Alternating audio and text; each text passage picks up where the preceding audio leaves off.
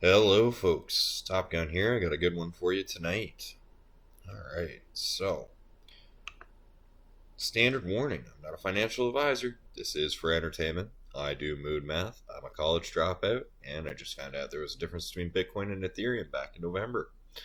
So, if I ramble about math, you'll either fall asleep or your head may explode. You have been warned. Alright, so welcome to the show. Um, Putting out here, trying to help people understand liquidity pools, PulseX, all of its fun uses, whether you want to provide liquidity, how you want to stake or farm, get into all that stuff. So last week did episode part one, providing liquidity. So created a pair of Pulse and USDC. So we wanted to see what impermanent loss was all about. Now, I'm not going to actually go through the whole process of my wallet of connecting it, showing how to pull out all that stuff and look at if it compensates for the impermanent loss, because hardy har har, life played a joke on me. We don't have impermanent loss to look at today. We might very well actually have impermanent gain to look at today. And right about now you're like, alright, what the hell are you smoking now? What are you talking about impermanent gains? Well, let us have a look here. So, the price currently for this pair right here, alright, 0.2 of a cent roughly. Okay, so when I provided liquidity, PulseX is 3.5 cents. So when we change this to 21, what happens here is total value of my liquidity pair has gone down. Impermanent loss, well, that's in a negative right now. Our profit is negative, so negative impermanent loss, could that be impermanent gain? Like, how do you want to look at that? So the idea here is when you put your tokens in a liquidity pool, the number of your tokens will change as the price changes. So as the price goes up, you have less and less tokens. Whereas if you hadn't provided liquidity, you would have the same number of tokens as price went up. So that is where impermanent loss comes from, because you have less tokens as price goes up. But if you're providing liquidity in an asset that you believe price will go up and then it's correcting downward, like testnet's pulse price is, well, so what this means is I started with providing 1100 pulse, but now I have 1452 pulse.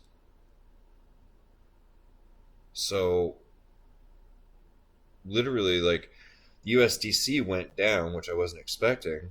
I thought it would go up as people would be buying pulse, but it went the other way. So now what this means is I have more coins than I started with. If I pulled my liquidity out now, it's like I had been slowly buying pulse the whole time while it was market correcting. So it made me think about a little theory, a little bit of fun, because I've been looking at hex prices and hex liquidity right now. So again, with impermanent gains, some people will be like, this is just a theory. Some people ask, like, why is hex price doing what it's doing? Like, I don't know, but hey, I'm gonna take a guess here if you want. So looking at hex, this one is a fun chart here. I've had some fun. So basically, the green line, that's what I call like the center line. Don't even worry about that. These are some lines of resistance for hex, but what are the blue and orange ones? Well, that's where we got some fun here. This is Ethereum, this blue one, and this orange one is Bitcoin. So we can close these, take these off, just clear this up just a little bit. That's the hex price chart. So this is the fun noise I have on here where, okay, I look at long-standing trends, which has been broken. Alright, so really, that one's kind of garbage now. We're in a bull flag formation. I have a feeling that's going to peak up, but never know. Can always go the other direction. But this is our major line of resistance we're going to have some trouble getting over, I think. But once we do, hey, cool. But all that's speculation. What was I doing, and what's the deal with the impermanent gains? So let's get back on track. All right, so indicators. Let's just pull in Ethereum. All right, just look at that to start. And this is where, all right, you can see as you go along at any time, we zoom this in and out, you can see how Hex and Ethereum usually are not doing the same thing at the same time. As we get into around September, that's where if you would put your money into the same asset at the same time, relatively this day, back here, which the ads keep coming up because I'm too cheap to buy. Alright, so it threw your money in the same asset at the same time. It went up in Hex while it went down in Ethereum. Then they crisscrossed. Well, it was going up in Ethereum while it was going down in Hex. Then they crisscrossed again, but then funny thing happened around the beginning of the year. A bit of correlation happened. And what is this correlation? Well, again, if we pull in another asset like Bitcoin, we can see, oh, correlation is when assets travel together, do the same steps, same lockstep, same motion. We can make these line up a little better. There we go. But as you can see, like, they go up and down relatively together, and Hex did for a while. Normally it's insulated because if it's high USDC, but crypto markets and all the markets as a whole start taking a hit, so Hex still took a hit. But it's been uncorrelated now because, as you can see, they're making a slightly different pattern than our bull flag. Like, it's still relative, but we have snapped free and the pattern has started to change. So you're going to see some behavior outside of the Bitcoin. Oh, these ads will go away. Bitcoin and Ethereum. But let's take a look at what I'm talking about, because Uniswap. We'll have a look here. The volume traded on Uniswap to just drop suddenly around March 16th. Why is that? And the price has been going up with the lower volume. Why is that? We'll see the total liquidity. $500,000. That was $20 million with the USDC pair, roughly, previous to this, or 15 million or 18 million, something along those lines. It's been reduced significantly. So it made me have a thought. It did. If you know your asset, let's get rid of the clutter. We don't need these extra indicators. So goodbye, goodbye. Made me have a thought. It did. If you've got a wonderful asset such as Hex like this, and let's say around this point you've got low liquidity, and it goes up and it goes up and it goes up in price, you're loving it, but you know an asset always has to market correct. Providing liquidity now when the asset is nearing a peak might be a good idea. Might be. Why? Well, that term, impermanent gains. So if it's about to take an 80% market correction, and you're pretty sure about that, providing liquidity to soften that market correction, provide the more asset or more value for the assets to be sold against, and then pull the liquidity out when you think the correction's done and it's about to start going up to make it easier to go up. Sounds like a bit of a game, but it's a way to claim your impermanent gains. So what am I talking about? Let's have a look at this in some theory. So we're going to copy the crystal ball here. Just Control C, and we'll open a brand new sheet for this.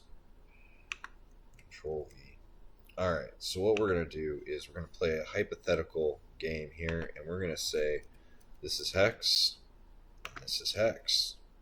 Beautiful. All right. And then we're going to just say in our hypothetical game that Hex gets to a price of $1. Okay? And so for our hypothetical game, we'll play a little more fun here, and we'll have $1,000. So technically, $1,000 worth of Hex, $1,000 worth of USDC is $2,000 put into liquidity. Now, an 80% correction would mean it would come back down to 20 cents from there. So this actually shows you what would happen if it took that kind of correction. Your liquidity pool, if it was created. So down here, like this is where, okay, the current one, which is our root price one, and the future one. Well, okay, we lost roughly half our USDC, but we more than doubled our hex tokens during this ride. So that's the impermanent gains of, well, I'm sure from 20 cents it'll go up to $2. Okay. So it's a good idea to ride the roller coaster on the way down, providing liquidity. A way of kind of dollar cost averaging in sorts of buying the asset you like while other people are selling it. And isn't that interesting that, yeah, I end up with more than double during that ride down, during that huge 80% correction. And I'll make fees the whole time I'm doing that. And then I can pull my liquidity out at the bottom and keep these coins. And so, relatively during the market correction on the way down, all right, well, if I lost $553 in that, and then it looks like I gained 1,236 coins.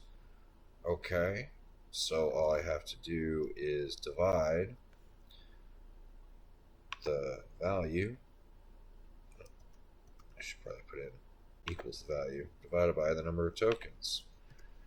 Okay, so from the price of $1 down to 20 cents, my average dollar cost, basically my impermanent gains, USDC cost me 44 cents per token in that price change where I was able to collect and provide liquidity. And then I pull it out at the bottom, making it easier for price to go up when it's about time for the correction to end and for a natural pump cycle to start. And it's a theoretical game. I don't know, maybe I'm full of crap because I'm brand new to crypto.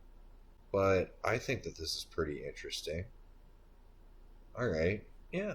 Impermanent gains. A brand new concept of if you like an asset enough that you can reinforce it during a market correction, and you can earn even more of that asset by making the price even more stable.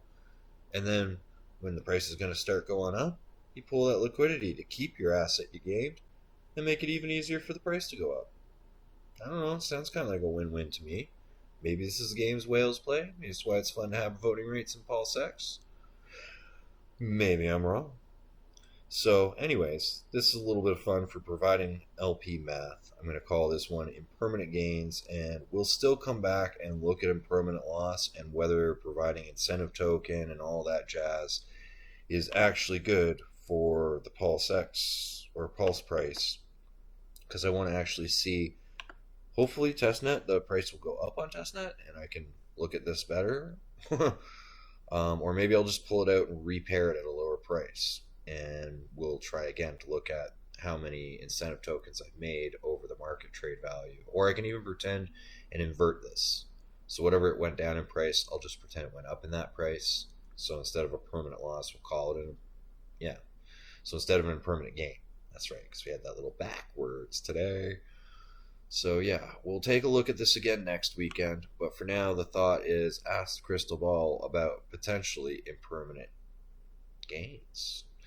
So, yeah, folks, this is my fun thought for the day, because really, I think Hex will get to about probably $1.80 is the projected price, theoretically, and a market correction of 80% at that point. Well, that would bring us down to, I think, 40 cents-ish. 35 will be conservative. So this is theoretically the actual way the model would run. But like catching a peak and I'm riding it to the bottom.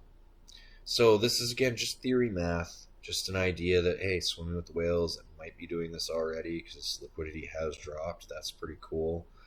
I don't know. I'm excited for Hex price. I'm excited for the future. I'm excited about using PulseX to be able to provide liquidity for my favorite pairs.